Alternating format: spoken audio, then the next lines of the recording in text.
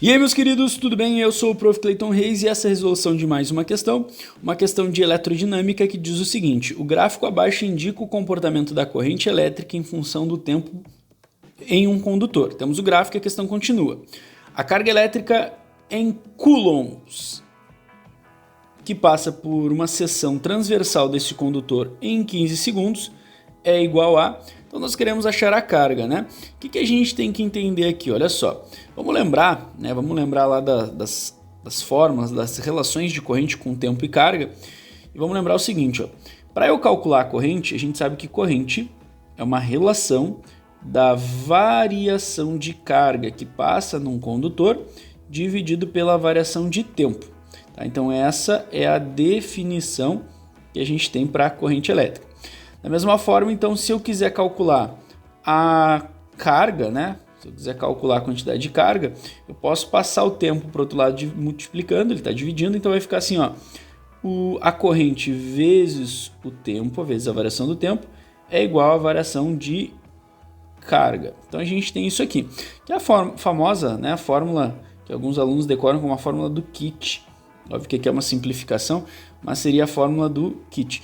Mas o detalhe é o seguinte, não dá para aplicar essa fórmula nessa questão. Por quê? Porque a questão está me dando um gráfico e essa fórmula só vai ser útil, só vai funcionar se tu tiver uma corrente constante. Se a tua corrente não for constante, não dá. E no caso não é, né? A nossa corrente ela está subindo aqui, ó. Ela está subindo de 0 a 60. Tá, professor, então como é que eu faço? Nesse caso, como a gente tem um gráfico, nas situações de gráfico a gente faz através da área desse gráfico. Então a gente vai calcular a areazinha desse gráfico. Como a gente quer até 15, né, segundos, a gente vai calcular do início do gráfico a área até a parte ali de 15 segundos.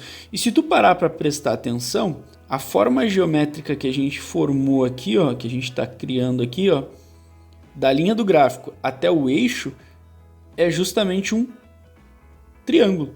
E como é que a gente faz então? Então, como eu disse, né, para achar nesse caso a carga, a gente vai fazer através da área do gráfico.